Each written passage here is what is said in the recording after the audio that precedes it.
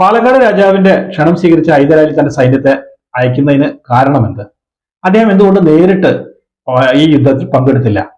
അതുപോലെ വലിയൊരു സൈന്യമായിരുന്നിട്ട് പോലും സാമൂതിരിയുടെ സൈന്യത്തിന് ഹൈദരാലിയുടെ ചെറിയ സൈന്യത്തെ തോൽപ്പിക്കാൻ കഴിഞ്ഞില്ല. സാമൂതിരിയുടെ സൈന്യം തോറ്റ് അവര് മലബാർ കോസ്റ്റ് വരെ എത്തിയിട്ടും എല്ലാ അനുകൂല സാഹചര്യം ഉണ്ടായിട്ടും ഹൈദരാലിയുടെ സൈന്യം മലബാർ സാമ്രാജ്യം അല്ലെങ്കിൽ അതൊരു സാമ്രാജ്യ വികസനത്തിന്റെ ഭാഗമാക്കുന്നില്ല. അതിന്റെ കാരണം എന്ത്? ഹൈദരാലി പെട്ടെന്ന് ശ്രീരംഗപട്ടണത്തേക്ക് മടങ്ങിപ്പോയതിന്റെ കാരണം എന്ത്? ഹൈദരാലിയെ ഏറ്റവും കൂടുതൽ സഹായിച്ചിരുന്നത് ആരായിരുന്നു? ഹൈദരാലിയെ ഡെഫേദർ ആക്കിയതും പിന്നീട് കമാൻഡർ ആക്കിയതും ഒക്കെ ആരാണ്? അദ്ദേഹം എങ്ങനെയാണ് മൈസൂർ രാജ്യത്തിന്റെ ഭരണം പിടിച്ചെടുക്കുന്നത്? അദ്ദേഹത്തിന്റെ വടക്കു ഭാഗത്തേക്കുള്ള സാമ്രാജ്യത്വ വികസനത്തിന്റെ മോഹത്തിന് ഭംഗം വരുത്താനുള്ള കാരണം എന്ത്? കിഴക്കു ഭാഗത്തേക്ക് അദ്ദേഹം സാമ്രാജ്യം വികസിപ്പിക്കുന്നില്ല. പിന്നീട് കുറെ കാലത്തിന് ശേഷമാണ് അദ്ദേഹം മലബാറിലേക്ക് വരുന്നത്. മലബാറിലേക്ക് അദ്ദേഹത്തിന് വരാനുണ്ടായ കാരണം എന്ത്? ഇംഗ്ലീഷുകാരുമായിട്ടുള്ള ബന്ധം അദ്ദേഹം എങ്ങനെയാണ് നിലനിർത്തിയത്, അല്ലെങ്കിൽ എങ്ങനെ സ്ഥാപിച്ചു? അതുപോലെ തന്നെ ഫ്രഞ്ചുകാരുമായിട്ട് അവരുടെ ബന്ധം എത്ര നല്ലതായിരുന്നു, എങ്ങനെയായിരുന്നു അത് ഊഷ്മളമാക്കിയിരുന്നത്? സാമൂതിരി ഒരു ഒത്തുതീർപ്പിന് വരികയും സാമൂതിരി ഹൈദരാലിയും തമ്മിൽ നല്ലൊരു ബന്ധം സ്ഥാപിച്ചെടുക്കുകയും ചെയ്തിട്ടും സാമൂതിരിക്ക് ആത്മഹത്യ ചെയ്യേണ്ടി വന്നു. അത് എന്തുകൊണ്ട്? ബേദനൂർ അദ്ദേഹം എങ്ങനെ പിടിച്ചെടുക്കുന്നു? അതുപോലെ തന്നെ അദ്ദേഹത്തിനെ കബളിപ്പിക്കാൻ ശ്രമിച്ച ഒരു രാജകുമാരനുണ്ടായ അവസ്ഥ എന്ത്? അദ്ദേഹം എങ്ങനെയാണ് മലബാറിന്റെ ആ എല്ലാ ദുർബലതകളും അല്ലെങ്കിൽ സാമൂഹ്യ വ്യവസ്ഥയിലേക്ക് എങ്ങനെ മനസ്സിലാക്കി? എങ്ങനെയാണ് ഹൈദരാലിയുടെ ആ നയതന്ത്രജ്ഞത, എങ്ങനെ ഒരു വിദ്യാഭ്യാസം പോലും ഇല്ലാത്ത അല്ലെങ്കിൽ നിരക്ഷരനായ ഹൈദരാലി എങ്ങനെ ഈ ഒരു പ്രദേശം കീഴടക്കി? ഇതിലൂടെ ഉണ്ടായ സാമൂഹിക മാറ്റങ്ങൾ എന്തൊക്കെ? ഇങ്ങനെയുള്ള കാര്യങ്ങളെ കുറിച്ചാണ് നമ്മൾ ഈ വീഡിയോയിലൂടെ നൽകാൻ ശ്രമിക്കുന്നത്. ഇതിലൂടെ പുതിയ കുറച്ച് അറിവുകൾ നിങ്ങൾക്ക് ലഭിക്കുമെന്നതാണ് എന്റെ പ്രതീക്ഷ. അങ്ങനെ അറിവ് കിട്ടുന്നതാണ് എന്ന് തോന്നുകയാണെങ്കിൽ ദയവ് ഇത് ഷെയർ ചെയ്ത് കൊടുക്കുക, മറ്റുള്ളവർക്ക് ഉപകാരപ്പെടട്ടെ. കാരണം നമ്മുടെ സാമൂഹികമായ സാംസ്കാരികമായ കാര്യങ്ങളിലൊക്കെ കുറെ മാറ്റങ്ങൾ ഹൈദരാലിയുടെ വരവോടുകൂടി ഉണ്ടായി. ഇതൊരു 3 ഭാഗങ്ങളായിട്ടാണ് ഞാൻ ഈ വീഡിയോ ചെയ്യുന്നത്. അതിലെ ഒന്നാമത്തെ ഭാഗമാണ് ഇപ്പോ ഞാൻ ഈ വീഡിയോയിലൂടെ നൽകാൻ ശ്രമിക്കുന്നത്. ഹായ്, നമസ്കാരം. എന്റർടൈൻമെന്റ് ട്രാവൽ കൾച്ചർ എന്ന ഈ ചാനലിലേക്ക് ഏവർക്കും സ്വാഗതം. നമ്മൾ വീഡിയോ ഇതുവരെ തന്നിട്ടുള്ള നിങ്ങളുടെ എല്ലാ പിന്തുണയും പ്രതീക്ഷിച്ചുകൊണ്ട് തന്നെ നമുക്ക് മുന്നോട്ട് പോകാം. കാരണം ഇതൊരു ആധികാരികമായ കുറച്ച് കാര്യങ്ങളിൽ നിന്നാണ്, അല്ലെങ്കിൽ PG സ്റ്റുഡൻസിനൊക്കെ കൊടുക്കുന്ന റെഫറൻസ് ബുക്കിൽ നിന്നുള്ള കാര്യങ്ങളാണ് ഞാൻ നിങ്ങൾക്ക് നൽകുന്നത്. ധൈര്യമായിട്ട് നിങ്ങൾക്ക് ഷെയർ ചെയ്ത് കൊടുക്കാം. അപ്പോ നമുക്ക് ഹൈദരാലിയുടെ കാര്യത്തിലേക്ക് വരാം. 1752 ഈ മൈസൂർ സൈന്യം അല്ലെങ്കിൽ ഫൗജിദാറായിട്ട്, ദിണ്ടിഗലിലെ ഫൗജിദാറായിട്ട് ഹൈദരാലിക്ക് നിയമനം കിട്ടുന്നത്. ഇദ്ദേഹത്തെ നിയമിക്കുന്നത് മൈസൂർ രാജാവിന്റെ കമാൻഡർ ഇൻ ചീഫ് അല്ലെങ്കിൽ സേനാധിപതിയായിട്ടുള്ള നുന്നരാജാണ്. നുന്നരാജിന്റെ സഹോദരനായ ദേവരാജ് അവിടുത്തെ നവാബായിരുന്നു. ഇവർ തമ്മിൽ ചില തർക്കങ്ങളൊക്കെ നിലനിന്നിരുന്നു. ആ സമയത്താണ് സാമൂതിരിയുടെ ആക്രമണം പാലക്കാട്. അങ്ങനെ സാമൂതിരി പാലക്കാട് ആക്രമിച്ചപ്പോൾ അതിനെ തുടർന്ന് കുറച്ച് വീഡിയോകൾ നമ്മൾ ചെയ്തിരുന്നു. എല്ലാ വീഡിയോകളും പരസ്പരം കണക്ഷൻ ഉണ്ട്. മുന്നേ വീഡിയോ കണ്ടിട്ടുള്ള സ്ഥിരമായി കാണുന്നവർക്ക് കുറച്ചുകൂടി എളുപ്പമായിരിക്കും. പാലക്കാട് അച്ഛന്മാരുടെ ഒരു വലിയ മുതിർന്ന അച്ഛന്മാരെ കൂട്ടക്കുരുതി നടത്തിയതിനെ കുറിച്ചിട്ടുള്ള ഒരു വീഡിയോ ഞാൻ മുന്നേ ചെയ്തിരുന്നു. അങ്ങനെ ആകെ പൊറിഞ്ഞുമുട്ടി നിൽക്കുകയാണ് പാലക്കാട് അച്ഛന്മാര്. അങ്ങനെ അവരെല്ലാവരും കൂടി ഒരു കൗൺസിൽ കൂടി അതിലൊരു തീരുമാനമെടുത്തു. കൊമ്പി അച്ഛനാണ് ഇതിനു വേണ്ടിയിട്ട്, അന്ന് കൊമ്പി അച്ഛനാണ് ഭരിക്കുന്നത്. അപ്പൊ കൊമ്പി അച്ഛന്റെ ഈ സ്ഥലങ്ങളൊക്കെ സാമൂതിരി കൈയടക്കുകയും അവരുടെ അസ്തിത്വം തന്നെ ഇല്ലാതാക്കുന്ന ഒരു അവസ്ഥ വന്നപ്പോൾ മറ്റാർക്കും ഈ സാമൂതിരി എതിരിടാൻ കഴിയുന്നില്ല. കൊച്ചി രാജാവായിട്ട് നല്ല ബന്ധമായിരുന്നെങ്കിൽ കൊച്ചി രാജാവും സാമൂതിരിയായിട്ട് യുദ്ധത്തിലാണ്. അതുകൊണ്ട് അവർക്കും സഹായിക്കാൻ കഴിയാത്തത് കൊണ്ടാണ് മൈസൂർ രാജാവിന്റെ സഹായം തേടാൻ വേണ്ടി ഈ കൊമ്പി അച്ഛൻ തീരുമാനിക്കുന്നത്. അല്ലാതെ ഹൈദരാലിയുടെ സഹായമല്ല അവർ തേടുന്നത്. അങ്ങനെ അവിടെ ചെന്നപ്പോൾ നുന്നരാജാണ് ഹൈദരാലിയോട് പറയുന്നത് പാലക്കാട് രാജാവിന് സഹായം കൊടുക്കാൻ പറയുന്നു. ഹൈദരാലി ആ സമയത്ത് തന്റെ സൈന്യത്തെ വിപുലപ്പെടുത്താനുള്ള ശ്രമിക്കുകയാണ്. കാരണം ഈ പറയുന്ന അല്ലെങ്കിൽ മൈസൂർ രാജ്യത്തിന്റെ ഹൈദരാലിയുടെ സൈന്യം ആയിരുന്നു ഏറ്റവും കൂടുതൽ ശക്തം എന്നല്ലെങ്കിൽ ഒരു യൂണിഫൈഡ് ആയിട്ടുള്ള ഒരു സൈന്യം ഉണ്ടായിരുന്നു. അതായത് ആ കാലഘട്ടങ്ങളിൽ മലബാറിൽ ഒന്നും ഈ കുതിരപ്പട എന്ന് പറയുന്ന സംഭവം അറിയുന്നില്ല. പോർച്ചുഗീസുകാർ വന്നതിന് ശേഷമാണ് ആധുനികമായി യുദ്ധമുറകളൊക്കെ പഠിക്കാൻ തുടങ്ങിയത്. ആ സമയം അപ്പോഴേക്കും മാർത്താണ്ഡവർമ്മ ഡിലനായുടെ നേതൃത്വത്തിൽ അവിടെയൊക്കെ നന്നായിട്ട് അവരുടെ തിരുവിതാംകൂറിലൊക്കെ ശക്തിപ്പെടുത്തി കഴിഞ്ഞിരുന്നു. പക്ഷെ ഇവിടെ മാറ്റങ്ങൾ ഉണ്ടായിരുന്നില്ല. മലബാറിലാണെങ്കിൽ സാമൂതിരിയുടെ കീഴിൽ സ്വന്തമായിട്ടൊരു സൈന്യം ഉണ്ടായിരുന്നില്ല. അവിടെയൊക്കെ ഓരോ ദേശവാഴികളുടെ കീഴിലായിരുന്നു സൈന്യം ഉണ്ടായിരുന്നത്. യുദ്ധം വരുന്ന സമയത്ത് ഇവരുടെ സഹായമാണ് അവർ തേടുക. അപ്പൊ അവർക്ക് ഒരു യൂണിഫൈഡ് ആയിട്ടൊരു കമാൻഡർ ഉണ്ടായിരുന്നില്ല. മാത്രമല്ല പടച്ചട്ടങ്ങളും മറ്റു കാര്യങ്ങളൊന്നുമില്ല, നല്ല വിരിഞ്ഞ മാറിടമുണ്ട്, നല്ല ധൈര്യമുണ്ട്, ഇങ്ങനെയൊക്കെയുള്ള കാര്യങ്ങൾ വെച്ചിട്ടാണ് പോകുന്നത്. അതേ സമയത്ത് ഹൈദരാലിയുടെ സൈന്യം അങ്ങനെയല്ല, എല്ലാ ഡിസിപ്ലിനും ഉണ്ടായിരുന്നു. ഫ്രഞ്ച് ഓഫീസേഴ്സ് ആണ് അവർക്ക് എല്ലാ വിധത്തിലുള്ള ആധുനിക യുദ്ധ മുറകളും പറഞ്ഞു കൊടുത്തിരുന്നത്. അതിനു പുറമെ ഹൈദരാലി ഈ സഹായം സ്വീകരിക്കാനുള്ള ഒരു പ്രധാന കാരണം എന്ന് പറയുന്നത് മൈസൂർ രാജ്യത്തിന്റെ അരക്ഷിതാവസ്ഥ മൂലം അവരുടെ സാമ്പത്തിക അവസ്ഥ വളരെ താറുമാറായിരുന്നു. സൈനികർക്കൊക്കെ കുറെ മാസങ്ങളായിട്ട് ശമ്പളം കൊടുത്തിട്ടില്ല. അതുപോലെ ഈ ഫ്രഞ്ച് സൈനികർക്കൊന്നും പൈസ കൊടുക്കാനില്ല. അങ്ങനെ ഒരു വലിയ ഒരു പൈസ ആവശ്യം വരുന്നുണ്ട്. കാരണം യുദ്ധ സാമഗ്രികൾ ഇറക്കുമതി ചെയ്യണം, വെടിമരുന്ന് മറ്റു കാര്യങ്ങൾക്കൊക്കെ പൈസ വേണം. അങ്ങനെ പൈസ കിട്ടും എന്നുള്ള ആ ഒരു ഇതില് അദ്ദേഹം ഒരു പൈസയ്ക്ക് പ്രതിഫലത്തിന് വേണ്ടിയിട്ടാണ് ഈ പാലക്കാട് ആക്രമിക്കാൻ തീരുമാനിക്കുന്നത്. ഹൈദരാലി നേരിട്ട് വരാൻ തന്നെയാണ് ആദ്യം തീരുമാനിച്ചത്. പക്ഷെ പെട്ടെന്ന് ഹൈദരാലിക്ക് ശ്രീരംഗപട്ടണത്തേക്ക് തിരിച്ചു പോകേണ്ടി വന്നു. അങ്ങനെയാണ് അദ്ദേഹത്തിന്റെ ബ്രദർ ഇൻ ലോ ആയിട്ടുള്ള അല്ലെങ്കിൽ അളിയനായിട്ടുള്ള ഈ വ്യക്തിയെ, അതായത് മഖ്ദൂം അലിയെ പറഞ്ഞയക്കുന്നത്. മഖ്ദൂം അലി വരുന്നത് 2000 കുതിരപ്പടയാളികളും 5000 കാലാൾപ്പടയും 2 ബീരങ്കിയുമായിട്ടാണ് അദ്ദേഹത്തിന്റെ വരവ്. സാമൂതിരി ഈ വരവ് കണ്ടപ്പോ, ഹൈദരാലിയുടെ ഈ വരവ് കണ്ടപ്പോ വലിയൊരു ശത്രുവിനെ കുറിച്ച് അത്രമാത്രം ഒരു ഇതൊന്നും ഉണ്ടായിരുന്നില്ല, വിലയിരുത്തലൊന്നും ഉണ്ടായിരുന്നില്ലെങ്കിലും അതുവരെ ഇങ്ങനെ പിടിച്ചടക്കി ഇങ്ങനെ വരുന്നതല്ലേ സാമൂതിരി. അപ്പൊ തന്റെ സ്വന്തം ശക്തിയിൽ വളരെയധികം ഓവർ കോൺഫിഡൻസ് സാമൂതിരിക്ക് ഉണ്ടായിരുന്നു. എങ്കിലും അദ്ദേഹം കൊച്ചി രാജ്യത്തു നിന്നുള്ള ആദ്യം ഒരു യുദ്ധം ചെയ്തു തുടങ്ങിയപ്പോഴാണ് അദ്ദേഹം മനസ്സിലാക്കിയത്. അതോടുകൂടിയിട്ട് കൊച്ചി രാജ്യത്തിൻ്റെതായിട്ടുള്ള യുദ്ധം നിർത്തിയിട്ട് അവിടുത്തെ സൈന്യം കൂടി പിൻവലിച്ചു. ഏകദേശം ഹൈദരാലിയുടെ ഇരട്ടിയിലധികം സൈനിക ബലം സാമൂതിരിക്ക് ഉണ്ടായിരുന്നു. പക്ഷെ ഹൈദരാലിയുടെ യുദ്ധതന്ത്രങ്ങൾ വളരെ വ്യത്യാസമാണ് മഖ്ദൂം അലിയുടെ. ഇവർക്ക് വേണ്ടിയിട്ട് കൊമ്പി അച്ഛന്റെ നായന്മാരും ഒരുപാട് സഹായം നൽകി. അങ്ങനെ ഹൈദരാലിയുടെ സൈന്യം ഈ സാമൂതിരിയുടെ സൈന്യത്തെ തോൽപ്പിച്ച് തുരത്തി ഓടിക്കുകയാണ്. അന്ന് കോട്ടയൊന്നും പടുത്തിട്ടില്ല പാലക്കാട്. അങ്ങനെ ഇത് തുരത്തി ഓടിച്ച് അവര് മലബാർ കോസ്റ്റ് വരെ എത്തിച്ചു. ആ സമയത്തും ഇവര് സാമ്രാജ്യത്വ വികസനത്തിന് ഇവർ ശ്രമിക്കുന്നില്ല. ഈ കാര്യം സാമൂതിരിക്ക് മനസ്സിലായി. അദ്ദേഹത്തിന്റെ അഡ്വൈസേഴ്സ് ഒക്കെ പറഞ്ഞു കൊടുത്തു.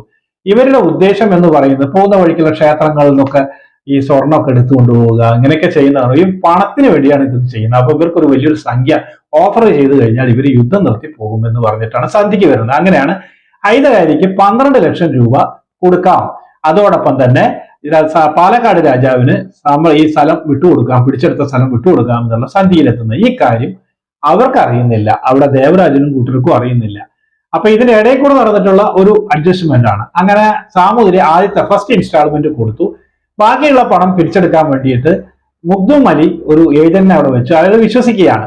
അവിടെ കുറച്ച് മുഹമ്മദൻ സൈനികരെയും അവിടെ നിർത്തിയിട്ട് അദ്ദേഹം പാലക്കാട് യമു ഭഗവതിയുടെ അവിടുത്തെ ക്ഷേത്രത്തിലെ സ്വർണവും അതുപോലെ മറ്റുള്ള ക്ഷേത്രങ്ങളുടെ സ്വർണവും എടുത്തിട്ട് മഖ്ദൂം അലി സ്ഥലം വിട്ടു. ഈ സമയത്താണ് ഈ ശ്രീരംഗപട്ടണത്തിൽ ചില പ്രശ്നങ്ങൾ നടക്കുന്നത്. ദേവരാജും ദുന്നുരാജുമായിട്ടുള്ള ആ കുറച്ച് പ്രശ്നങ്ങൾ രൂക്ഷമായപ്പോ അവര് ഈ നുന്നുരാജ് നൽകിയിട്ടുള്ള എല്ലാ ഓർഡറും ക്യാൻസൽ ചെയ്തു. അതായത് ഇദ്ദേഹം നിയമിച്ചുള്ള കമാൻഡർമാര് മറ്റു കാര്യങ്ങളെ എല്ലാവരെയും അദ്ദേഹം പിൻവലിക്കാൻ പറഞ്ഞു. ഈ സമയത്ത് ഹൈദരാലി നുന്നുരാജിന് സഹായമായിട്ട് ഇവിടെ പോവുകയാണ്, ശ്രീരംഗപട്ടണത്തേക്ക് പോവുകയാണ്.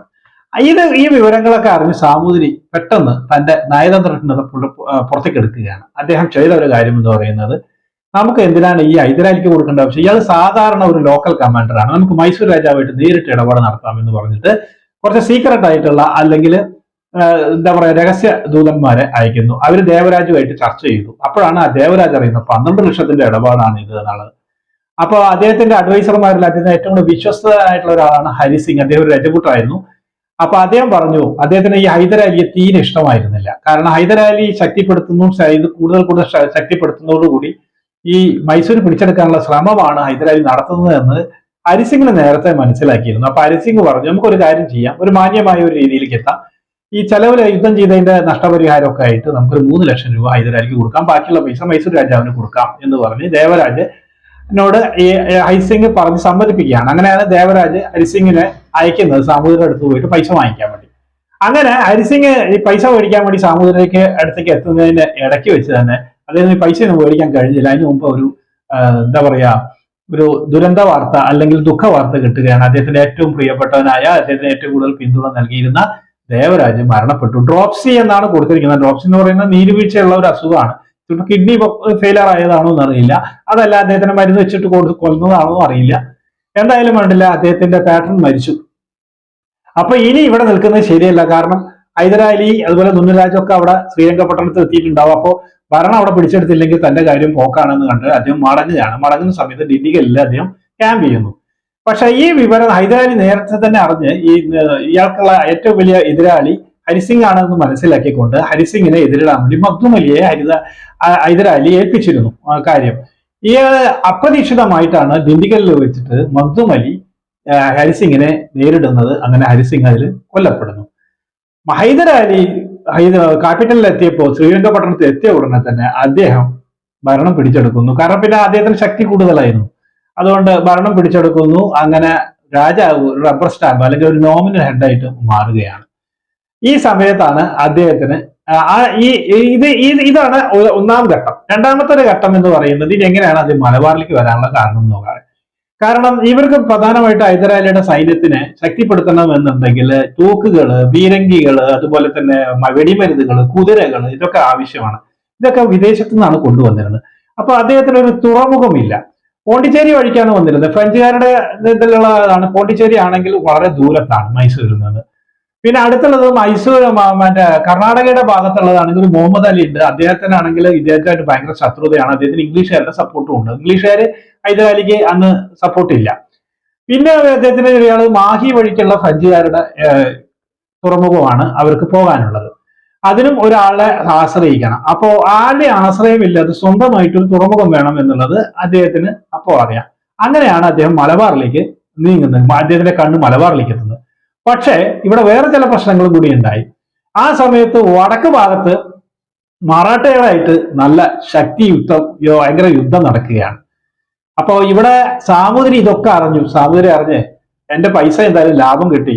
കാരണം പൈസ മേടിക്കാൻ വന്നിട്ടുള്ള ഈ ഹരിസിംഗ് മരിച്ചു. അവിടെയാണെങ്കിൽ ദേവരാജ് മരിച്ചു. ഹൈദരാലി ആണെങ്കിൽ തിരിച്ചു പോവുകയും ചെയ്തു.